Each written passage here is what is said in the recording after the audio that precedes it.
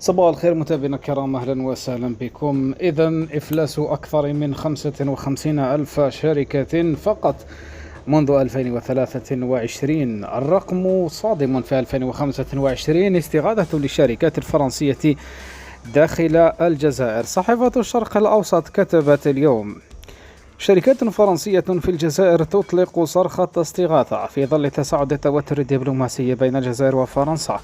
أطلق عدد من رجال الأعمال الفرنسيين العاملين في الجزائر نداء استغاثة، محذرين من انهيار شركاتهم بسبب الوضع الراهن.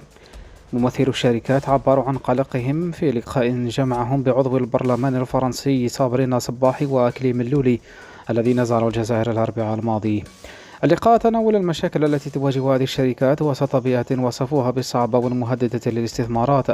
العلاقة المتوترة بين البلدين بدأت تنعكس بوضوح على مصالح اقتصادية حيوية.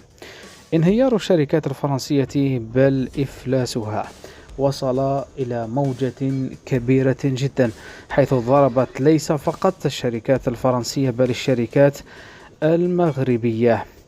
لذلك نفسر طلبا لنظام المخزن بعودة العلاقات مع الجزائر، وماكرون وضع فرنسا في دوامة وصراع سياسي.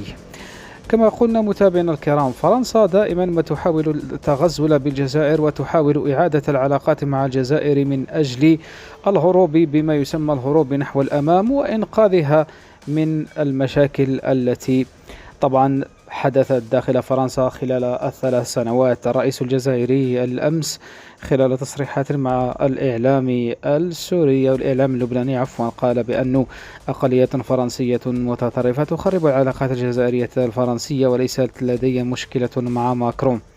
الجزائر أو رئيس الجمهورية واليمين المتطرف مشكلة عداء كبيرة جدا. قلناها مرارا وتكرارا بأن توسل الشركات الفرنسية من أجل عودة العلاقات وتصريحات رئيس الجمهورية تكشف بأن أكثر من 6000 شركة فرنسية منعت من الدخول منذ بداية 2025. أكثر من 160 مليار دولار خسائر فرنسا بعد أن غلقت الجزائر ملف فرنسا وملف الشركات الفرنسية واتجهت للاستثمار مع الإيطاليين والألمان وحتى السعوديين وأوروبا الشرقية.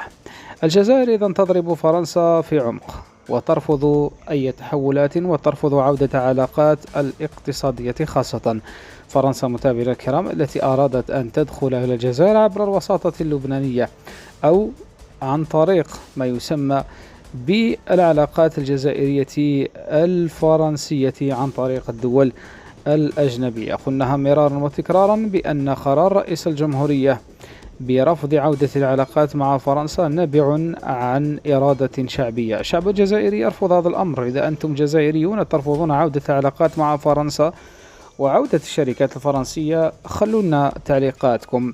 إذا أنتم سعداء بالإفلاس وبالضربة الاقتصادية التي تلقتها فرنسا وبهذا الانهيار الكبير الذي تلقته فرنسا في مجال طبعا في جميع المجالات خاصة المجال الاقتصادي، وبعد التقارب الجزائري الفرنسي الجزائري الإيطالي متابعينا الكرام، والشراكة الصناعية الجديدة التي طبعا ذهبت إلى اقتصاد منتج ومستدام والتي تمثلت في ضربة قاسمة لفرنسا.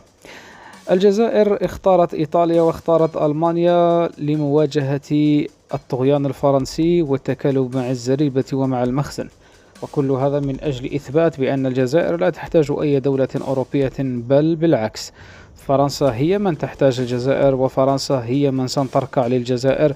وكل المؤشرات التي تثبت بأن عودة العلاقات بين البلدين مستحيلة من سابع المستحيلات، وهذا ما طبعا تمناه الشعب الجزائري وخلى الشعب الجزائري يكون فرحان. إلا أنتم فرحانين بهذه الإفلاس وبهذا الانهيار التي ضربت الشركات الفرنسية؟ خلونا تعليقاتكم وبارطاجيو